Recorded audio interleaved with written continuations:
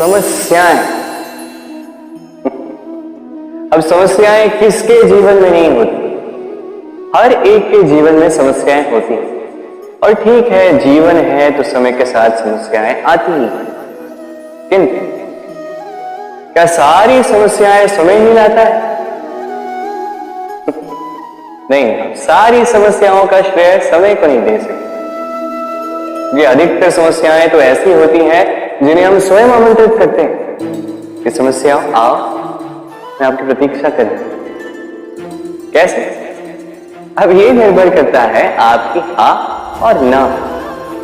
अधिकतर समस्याएं इसलिए आती क्योंकि हम बार बार हाँ कहते जाते हैं, और अधिकतर समस्याएं इसलिए आती हैं क्योंकि हम उचित समय पर ना नहीं कह पाते। इसलिए बिना सोचे समझे किसी भी बात या किसी भी प्रस्ताव का समर्थन करना आपको बहुत बड़े संकट में डाल सकता है। वहीं कभी ना कह पाना ये आपको उससे भी बड़े संकट में डाल सकता है। इसलिए स्मरण रखिए, ये अत्यंत महत्वपूर्ण सीख। सदैव सोच समझकर ही हाँ कीजिए और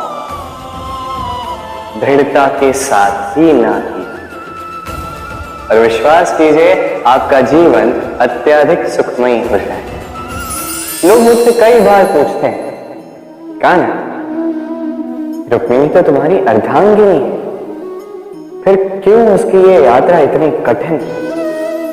क्यों तुम्हारा अथाह अखंड प्रेम पाने के लिए उसे इतनी कठिन परीक्षाओं का सामना करना पड़ा? चलिए मैं आपको एक बात समझा देता हूं।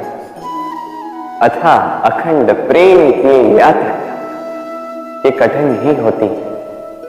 अब ऐसी ही एक यात्रा है रुक्मिणी की भी, परिशुद्ध प्रेम को समझने की यात्रा। ऐसा प्रेम जो क्रोध, भय, मोह, अधिकार, अहंकार, ईर्ष्या, इन सारे विकारों से मुक्त है। अब इस यात्रा में उसकी सहायता करेगी राधा। इतना ही नहीं, मैं आपको यह भी बता देता हूं कि संसार की हर एक नारी इस यात्रा में चलती है। अब जो नारी इस यात्रा के अंत तक पहुंच जाती है वो एक उच्च स्तर पर पहुंच जाती है, जहां वो कहलाती है अर्धांगिनी। विवाह का स्त्री के जीवन में क्या महत्व होता है? चलिए बात करते हैं हम रुक्मिणी। एक स्त्री जिसने पवित्र मंशा से किसी को चाहा, उससे विवाह की इच्छा है। अब विवाह यानी पानी, यानी किसी का हाथ थाम कर आगे का समस्त जीवन उसी के संग व्यतीत करना। मेरा हाथ थाम कर रुक्मिणी को विवाह सुख तो अवश्य मिले, किंतु उसकी ये प्रेम यात्रा इसका अंत नहीं हुआ, ये तो बस आरंभ हुई। अब रुक्मिणी के जीवन में ऐसा पड़ाव आरंभ हो चुका है जहां उसे स्वयं उस व्यक्ति को पहले समझना होगा जिसका हाथ थाम कर उसके संग समस्त जीवन व्यतीत करने का निर्णय उसने लिया।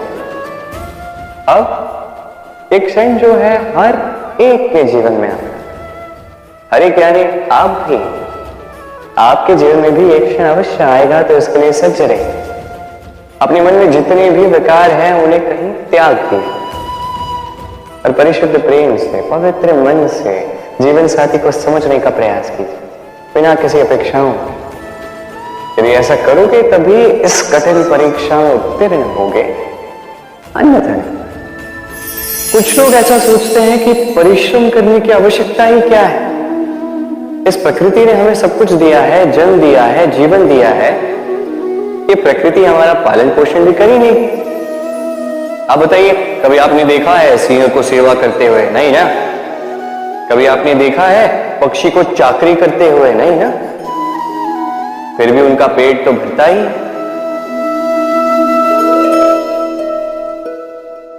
चलिए आपकी ये बात मैं मान लेता।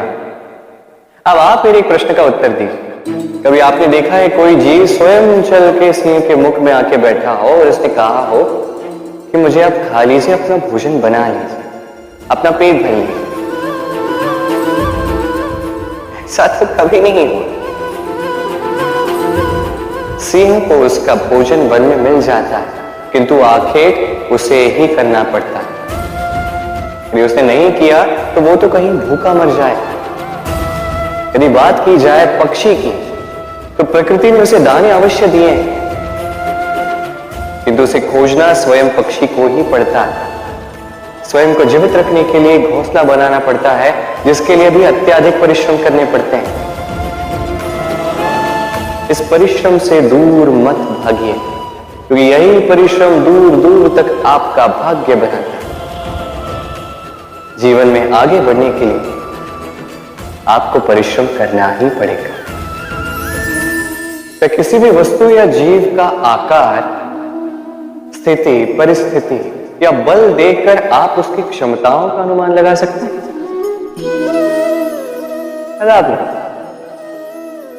चलिए मैं आपको उदाहरण देता हूं एक तलवार जिसे आप बड़े बड़े युद्ध जीत सकते हैं, बड़े बड़े राजाओं को परास्त कर सकते हैं। चलिए आपने ये तलवार किसी को दिखा दी और उससे उसके वस्त्र छीन। अब सोचिए, जब वो वस्त्र फट जाते हैं तब एक छोटी सी सुई ही चमत्कार दिखाती है, तब तलवार किसी काम नहीं आती। उसी प्रकार एक मछली वन में जाकर आखेट तो नहीं कर सकती, और उसी प्रकार सिंह जल का राजा तो नहीं बन सकता। हर एक की अपनी अपनी दुर्बलता है, हर एक का अपना अपना बल है, और इस प्रकृति ने सबको इस प्रकार से बनाया है कि हर एक में कोई न कोई विशेषता होती ही है। इसलिए यदि आप स्वयं में या दूसरों में केवल कमियां देख पा रहे हैं तो तनिक ऊपर उठ के देखिए और सब में विशेषताएं ढूंढना प्रारंभ कीजिए। आप पाएंगे कि आप कितने विशेष हैं, दूसरे कितने विशेष हैं। आप जानेंगे कि ये संसार, ये प्रकृति कितनी विशेष है। जल राशि से सदैव मुझे प्रेम रहा है, तो चाहे वो मथुरा की यमुना नदी हो, चाहे वो द्वारका का समुद्र किनारे चलते चलते जब वो कोमल लहरें आके पांव को छू जाती, हाँ, थकान ही हर लेती, हम में एक ऊर्जा भर देती, मन को उल्लासित कर देती। क्या उन लहरों के विषय में आपने कभी सोचा? यही लहरें जब तट पर आती है, छोटे कंकड़ों से टकरा कर बिखर जाती हैं, और समय ऐसा भी आता है जब यही लहरें इतनी कठोर हो जाती है कि विध्वंस फैला देती है, सब कुछ नष्ट कर देती है। इसका एक सार है, एक अत्यंत महत्वपूर्ण सीख है कि कभी किसी को दुर्बल मत समझिएगा, कभी नहीं, क्योंकि ये दुर्बलता, ये जब अपने वास्तविक बल का भान करती है, प्रबल विनाश मचाती है। इसलिए किसी की विनम्रता, किसी की कोमलता का सदैव सम्मान करें।